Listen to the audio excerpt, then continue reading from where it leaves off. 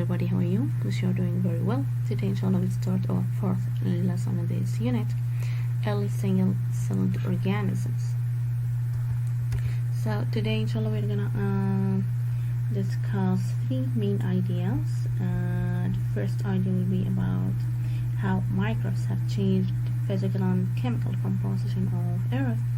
The second idea will be about how eukaryotic cell may have evolved from prokaryotic cell through a process called endosymbiosis.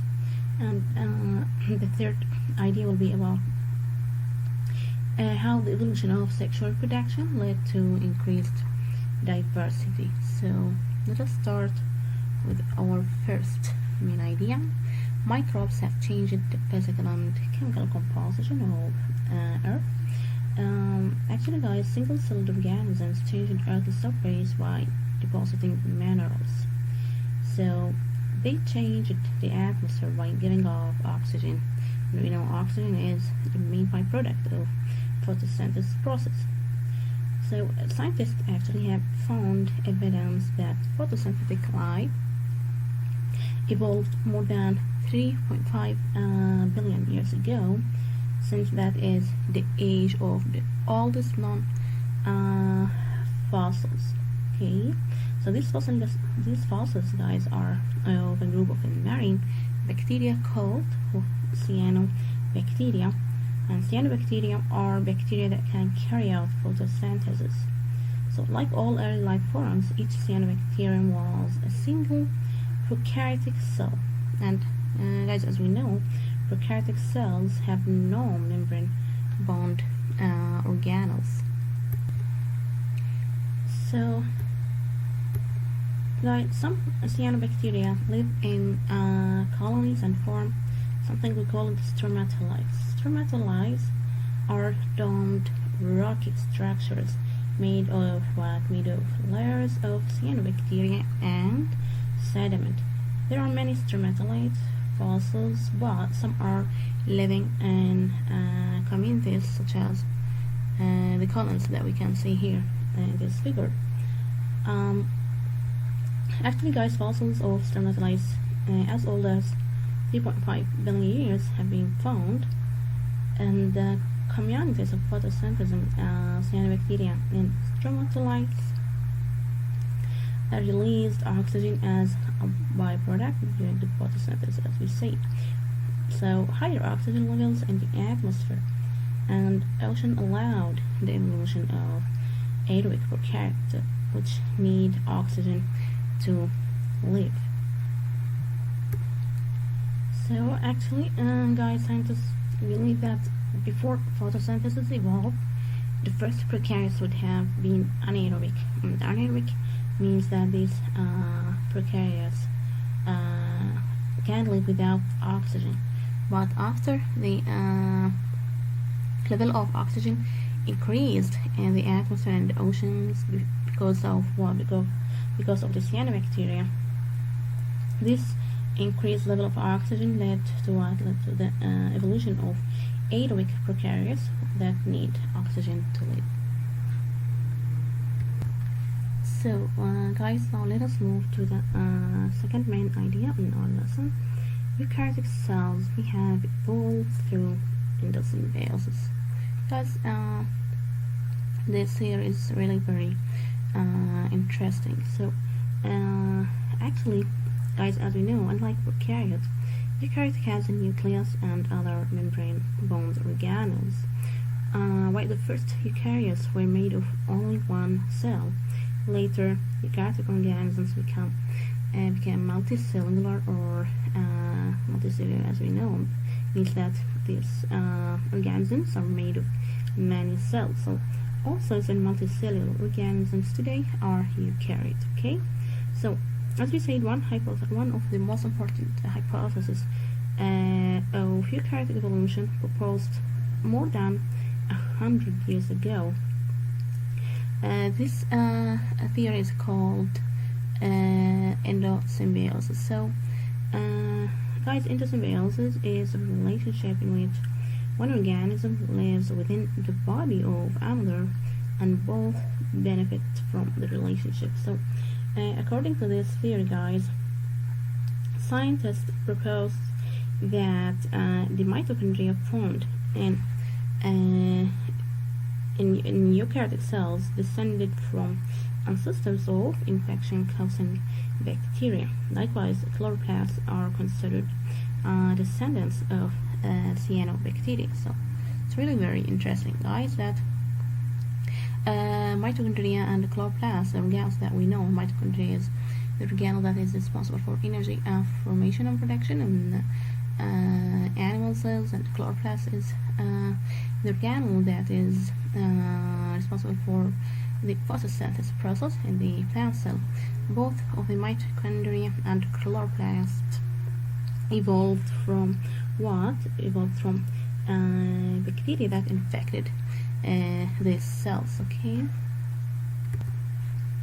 So the theory of endosymbiosis suggests that early mitochondria and chloroplasts were once simple prokaryotic cells that were taken up by larger prokaryotes around 1.5 billion years ago.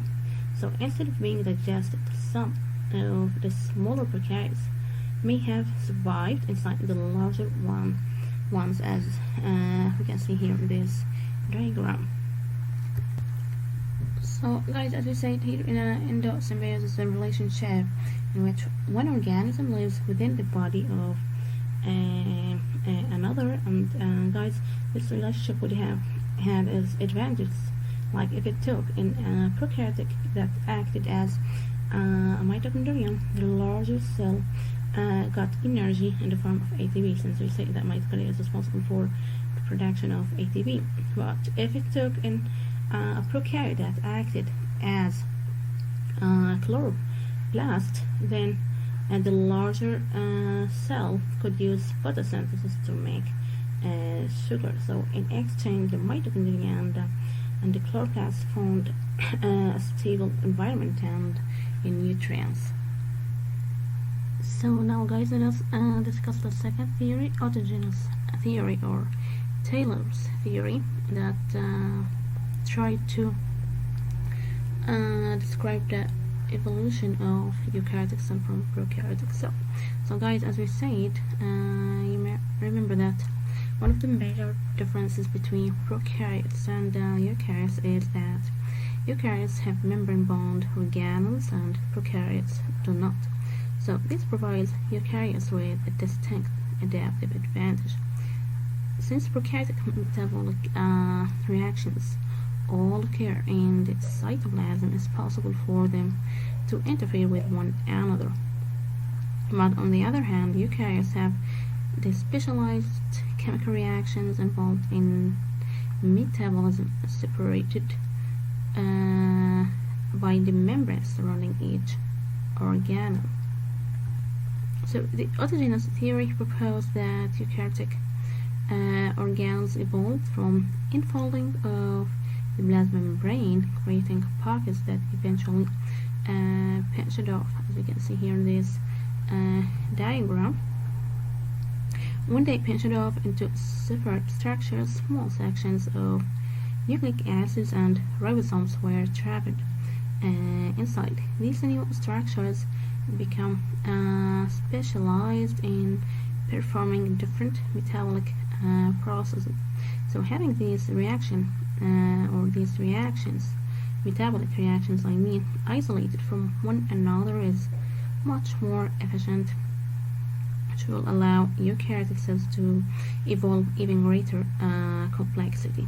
So according to the autogenous theory, those organelles that performed photosynthesis eventually developed into what? Into chloroplasts. So the theory also, guys, proposes that those new structures that specialize in providing energy to other organelles through cellular respiration evolved into mitochondria. As we know, mitochondria is what? Is the organelle that is responsible for the production of energy in the form of ATP during the cellular respiration process. So now guys, let us move to the third theory, horizontal gene transfer theory. And this theory actually try to describe how the complexity of eukaryotes evolved. So horizontal gene transfer as a process occurs commonly among bacteria. The donor cell forms a cytoplasmic bridge, this bridge called pilus. This bridge connects from between the donor and the recipient cell. Okay, so as you can see, we have the donor cell and the recipient cell, and then you can see how the pilus will develop and connect between the donor and the recipient cell. So what will happen next, guys? A strand of DNA separates from a plasmid within the donor and moves into the recipient cell. And now here, as we since one strand separated and moved to the other cell, now each cell, the donor and the recipient, has one strand of DNA, and now each cell then replicates a new complementary strand of DNA and forms a new plasmid. So now both the donor and recipient cells have a new plasmid. So in time, the new DNA may be incorporated into the genetic material of the recipient cell, as we will see here. The plasmid of the donor cell has been incorporated into the recipient's DNA. Okay. So now, guys, let us move to the third idea in our lesson today. The evolution of sexual reproduction led to increased diversity. So actually, guys, first prokaryotes and eukaryotes could only reproduce asexually. Sometime later, eukaryotic cell began to reproduce sexually. So guys, actually, one advantage to sexual reproduction is genetic variation. Sexual reproduction is considered as an advantage. Why? Because sexual reproduction allows new combinations of genes to come together. This process may mask harmful mutations, as we know, but in some cases it may also bring beneficial mutations together. Okay, so sexual reproduction may also have resulted in an increase in the rate of evolution by natural selection. Guys, sexual reproduction creates more genetic variation, which lets a population adapt quickly to new conditions. Over a long time, early eukaryotes may have gained variations that made living closely together and eventually cooperating beneficial. So, guys, because of that, sexual reproduction may have been the first step in the evolution of multicellular life. So, guys, that's all for today, and I want you to answer questions number 1, 2, and maybe 3, or let us say question number 1 and number 2 is enough. Okay, the questions are in page 352. So guys, that's all. Thank you, and see you inshallah tomorrow.